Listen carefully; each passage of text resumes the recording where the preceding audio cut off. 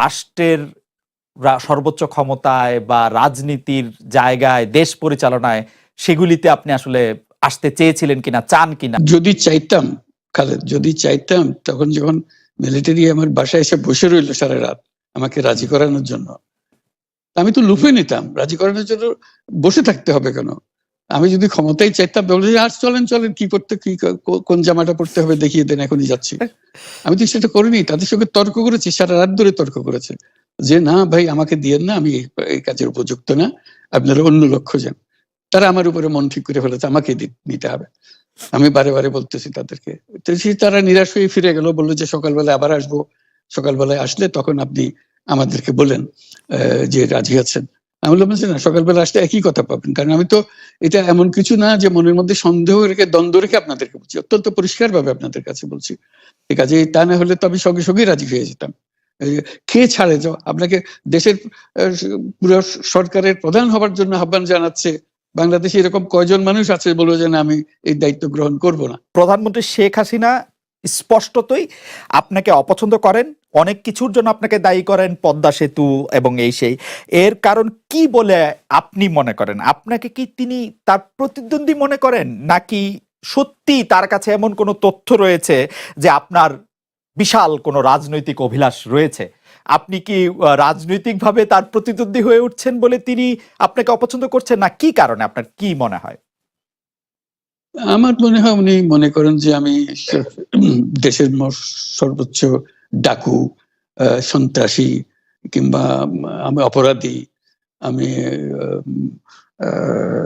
সেরা চোর, এই জাতীয় জিনিস মনে করেন। কাজে সেগুলো ব্যাখ্যা করেন উনি তার মুখে। উনি বলেন যে আমি সুদখোর, আমি ঘুষখোর, আমি সব এমন সব কটু শব্দ ব্যবহার করেন যাতে মনে হয় যে আমার সম্বন্ধে তার ধারণা খুবই খারাপ।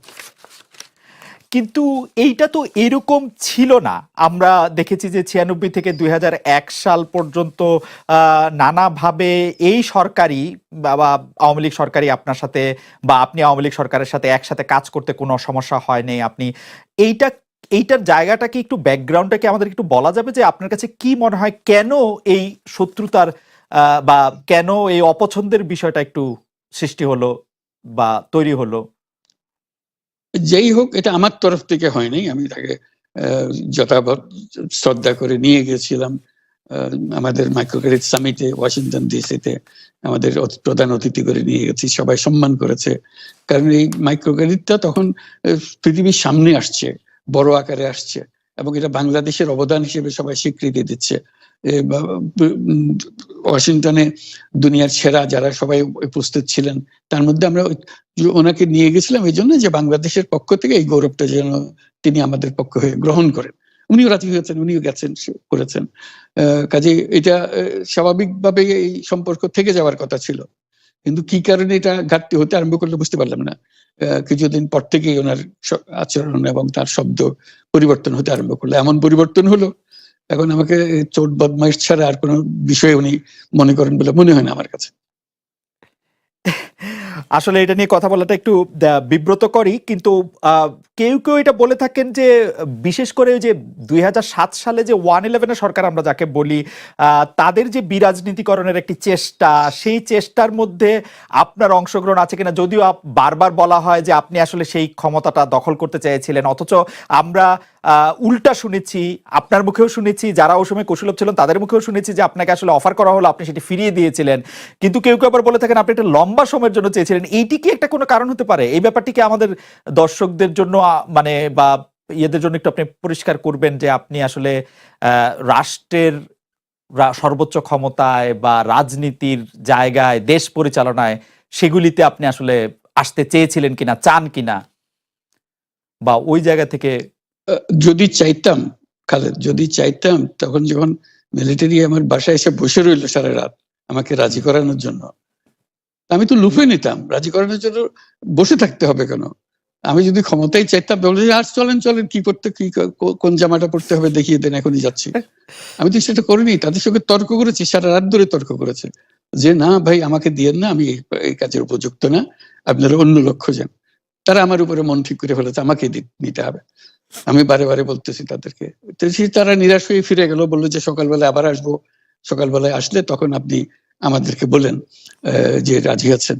আমি বললাম যে না, সকালবেলা আসলে একই কথা পাবেন, কারণ আমি তো এটা এমন কিছু না যে মনের মধ্যে সন্দেহ রেখে দ্বন্দ্ব রেখে আপনাদেরকে বলছি, অত্যন্ত পরিষ্কার ভাবে আপনাদের কাছে বলছি। ঠিক আছে, তা না হলে তো আমি সঙ্গে সঙ্গেই রাজি হয়ে যেতাম। কে ছাড়ে যাও আপনাকে, দেশের পুরো সরকারের প্রধান হবার জন্য আহ্বান জানাচ্ছে, বাংলাদেশে এরকম কয়জন মানুষ আছে বলবো যে না আমি এই দায়িত্ব গ্রহণ করব না। আমি তো করলাম সেটা, এখন আমার নামে বলা হচ্ছে 10 বছর চেয়ে। আমি বছর নিয়ে প্রশ্নই উঠে না। প্রশ্ন হচ্ছে আগামীকাল সকালবেলা আপনি শপথ গ্রহণ করবেন, এই কথা। আমি বলছি না, করবো না। তারপরে এরপরে তো কয় বছর কয় কাণ্ড। আমি 10 বছর দিয়ে কি করবোটা কি? আমি 10 বছর দিয়ে, আমি তো বলছি আমি এই কাজের জন্য নই। দেশে আমার দেশ পরিচালনা করা আমার দায়িত্ব না, আমার কাজ না। আমি জানি না এটা কিভাবে করতে হয়, আমি যেটা জানি সেটা করি। Make sense. আপনার মেয়ে মনিকা ইউনুস সম্প্রতি একটি সাক্ষাৎকার দিয়েছেন সিএনএন এ। সেখানে আমি তাকে একটু যদি অনুবাদ করি তাহলে সেরকম পড়তে পারবো, যে আমি তাকে উদ্ধৃত করছি যে কোনো এক সময় প্রধানমন্ত্রী শেখ হাসিনা ও ডক্টর ইউনুস একসঙ্গে কাজ করেছেন। আমি আশা করি সেই সময়টা আবার ফিরে আসুক, শুধু গ্রামীণ কিংবা সংশ্লিষ্ট সব প্রতিষ্ঠানগুলোর ভালোর জন্যই নয়। যদি তারা আবারও একসঙ্গে কাজ করেন তাহলে সেটা চমৎকার হবে। এই মনিকা ইউনুসের এই আশা কি আপনারও মানে একই রকম আশা কিনা, যে প্রধানমন্ত্রী শেখ হাসিনা এবং ডক্টর ইউনুস একসঙ্গে কাজ করলে আরো কিছু চমৎকার কাজ হবে, বা এটা আপনি আশা করছেন এরকম কি? এটা কি এখন আমার জন্য করা যাচ্ছে না যে আমি নারাজ, যে করতে চাই না? তুমি ভাবখানা এমন করছো যে আমি আপত্তি করছি, আমি কাজ করতে চাই না। আমাকেও যে বললাম চোর বদমাইশ করে রেখেছে, সেখানে কাজ করার তো কথাই উঠছে না। আমার নাম উঠলেই ওনার রাগ উঠে যায়। আমাকে সুদখোর না বললে ওনার মন তৃপ্ত হয় না। আমাকে চুবিয়ে না ডুবালে, পদ্মা নদীতে আমাকে চুবিয়ে না ডুবালে ওনার মনে শান্তি আসে না। ঠিক আছে, এখন আমি কি করে বলবো? ওনাকে বলতে তো হবে, ওনাকে যদি কিছু বলতে হয়। পদ্মা নদীর কথাটা যখন উঠলই, পদ্মা ব্রিজ সম্পর্কে যে কথাটা সরকারের উচ্চ মহল থেকে এটা বলা হয় যে আপনি আপনার ক্ষমতা ব্যবহার করে বা আপনার পরিচিতি ব্যবহার করে বা আপনার যে একটা সাংঘাতিক রকমের গ্রহণযোগ্যতা সারা দুনিয়াতে আছে, যেটি আসলে ওয়ার্ল্ড ব্যাংক সহ অন্য জায়গায় আছে, সেটি দিয়ে আসলে আপনি পদ্মা সেতুটা বাংলাদেশ যাতে ঋণ না পায় সেটির জন্য আপনি চেষ্টা করেছেন। এই ব্যাপারটা নিয়ে কি আপনি একটু কিছু বলবেন, যে এটা আপনার বিরুদ্ধে একটা অভিযোগ? কি বলবো, এটা বলো, এটা হাস্যকর একটা কথা মুখ থেকে বলে ফেললো চোর ডাকাতের মতো, এটাও আরেকটা বলে ফেললো, এটাই সত্য হয়ে গেল। আমরা যে বারে বারে বিবৃতি দিলাম তখন এটা প্রশ্নই উঠে না। আমরা বাংলাদেশের নাগরিক হিসেবে আমরা গৌরবান্বিত যে এই পদ্মা সেতুর উপরে আমরা একটা সেতু বানাতে পারবো, এটার জন্য আমরা সবাই চাই। কাজে এটা তো বিরোধিতা করার তো প্রশ্নই উঠে না। কেন বিরোধিতা করবো? দেশে যে একটা বড় রকমের ঘটনা ঘটতে যাচ্ছে সেটা তো আমরা সবাই সমর্থন করেছি। তিনি বলেই চললেন। এখন একজনে বলতে থাকলে তো আমার করার কিছু তো নাই। উনি এত শক্তিধর যে এখানে আমার কথা তো কিছুই থাকে না। ওনার সব সরকারের যাবতীয় প্রচার যন্ত্র ওনার হাতে। আমার তো